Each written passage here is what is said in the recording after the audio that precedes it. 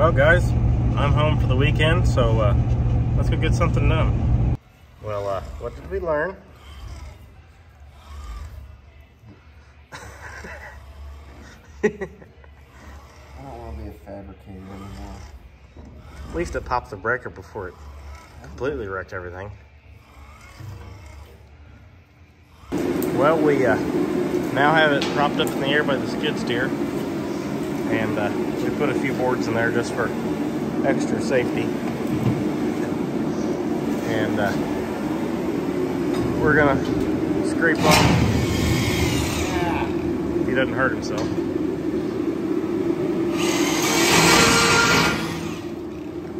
We're gonna scrape off all the junk that's left up under here, and then we're gonna get paint. So we're gonna do the other side. We'll probably paint the underside, or primer it and then paint it before we even do the rest of it. So we're going to get scraping here. So what's happening here, Harm? Transfer case has no oil in it. That could be why I don't have any four-wheel drive. So this is all the oil that came out of the transfer case. As you can see, it barely covers the bottom of the pan. So it's really shiny right there. It's got a little metal in it. Hopefully I fill it back up and it works. We might put some more oil in it and see if it works. So he is rinsing out his transfer case since there was hardly anything in it, with a little bit of carb clean, since that was the closest thing we had, rather than brake clean. It's about the same thing anyway, so it'll work the same. So he's going to let it, or clean it out a little bit, and then put some new ATF in it, since that's what is supposed to go in it. Well, we got the back transfer case full, so he's moved to the front differential, and he got a little bit more out of it than the transfer case, but still not near as much as we'd like to see. And the color is kind of concerning, so we're going to put fresh in the front diff and the transfer case, and we're going to try it. So he's rinsing it out with the carb clean now. So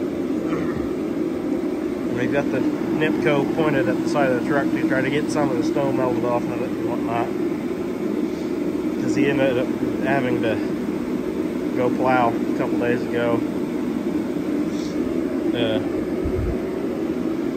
Yeah, yesterday, and he ended up breaking his plow. No, it blew itself up. Well, the brain box that controls the plow decided that it didn't want to work anymore, and he couldn't put his plow down. He had all the other functions, but he couldn't put the plow down, so he had to come home early before they were done, because he couldn't do anything. But wouldn't have been an issue if like he dropped the plow though.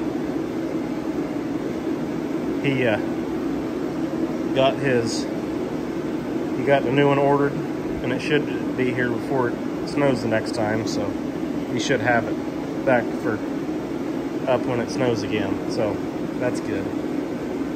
So we have a hose, Arm, your head's in the way.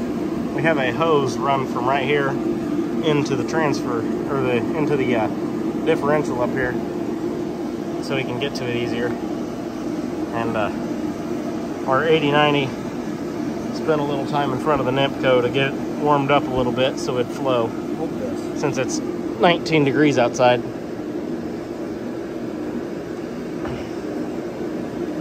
It's still pretty thick stuff. It doesn't want to flow very good. Well, we have got all the oil back in the truck. Arm's putting a little floor dry down. We got the truck out, went and tested it. It still doesn't want to go into 4 high, so we're not sure what's wrong with it yet. We have to do some more digging, but I think we're gonna get to priming that bed, right, Harm? Are we priming that? Are we priming that tonight? We think we're gonna start priming on that. So Nobody actually knows what's going on around here. We just kind of go with the flow. But anyway, I moved the Nipco to under the bed so it would be a little warmer when we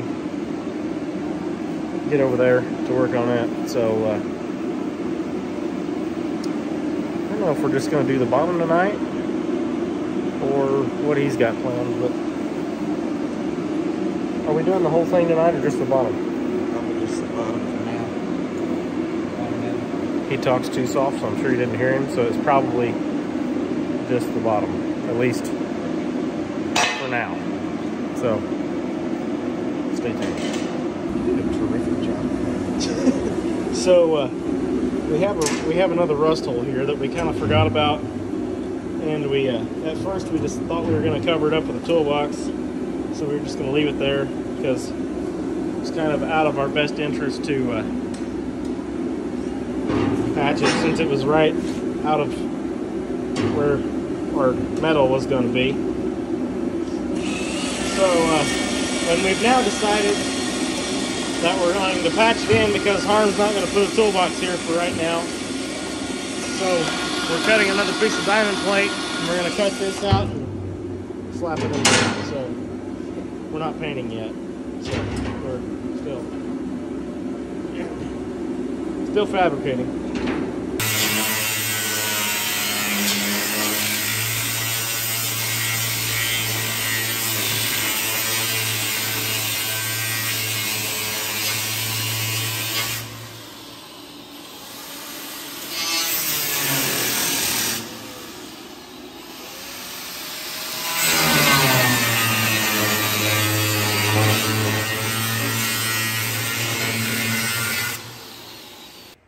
Well, after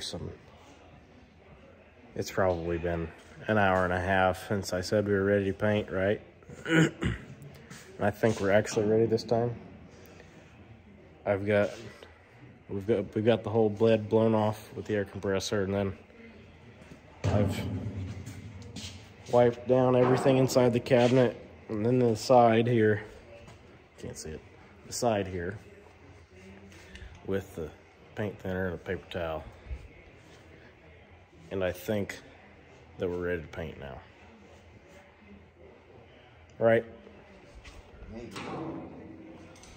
Until we find something else that we've decided needs done. I'll go ahead and show you guys this hole we patched here real quick. So we cut about 8 by 6 inch hole, an 8 by 5 inch hole out, and rewelded this, and then we got a little happy with the hammer and mashed this in, so we had to pull this back out. No, I think it got pushed in when we were welding on the other side, or wrong. Oh, maybe we were. Sheet, I don't know. Anyway, this was pushed in, so we had to pull this out to line up with this good, and ground all this down. There's another, oh, we put a piece of angle iron behind this back sheet just for strength, because there's a lot of sheet metal there, and it was very, very flexible. So we put a piece of angle iron back there and stiffened that up quite a bit. Oh, and I've been wire wheeling on this front piece because the powder coat was just flaking off, because that's what powder coat does the best. That needs actually blown off again real quick. That'll be a real quick thing. I'll go do that, and then I think we're ready for paint. Well, this is what we're resorted to because the cams are so cold that they don't want to shake up. We put them in front of the Nipco for a few minutes and then shake them real hard. On the plus side, I had to focus, there we go. I've got all this done. Inside the box is done. Harm, have you got the underneath done? Huh? Have you got the underneath done? Well, he's been working on the underneath. You should give me that can so I don't have to get back down and scuff up all the paint. Why aren't you focused? There we go. Huh? It's not focusing. There we go. Okay, so it's still very cold, but it might work. Getting overspray on everything up there. Well, it doesn't look great, but it looks pretty good for what it is. I got all this done. Most of it needs at least one more coat, probably a couple more coats of primer. Like up on the back of that headache rack, it's gonna need probably at least 2 more coats. Get in here without touching everything. We ran out of paint, of course. And I got almost all of the upper portion of the headache rack, except for right here, done. You can tell we're kind of ADHD because there's some down here and some here. And of course, I didn't do this spot. And like I kind of ran out of paint there, but then the rest of it, it was really bad. It was really bad before I got that last can of paint finished up. I touched in a lot of spots that we had walked by and started painting and hadn't finished. So, well, on that note, we are done for the night. It's like almost 1:30. I've got to go back to school tomorrow. So this is all we're going to get done for the weekend. Well, this is all I'm going to get done for the weekend. He may get some more paint and finish this up tomorrow, but this is going to be the end of the video. Thanks for watching. Be sure to like and subscribe, and we will see you in the next one.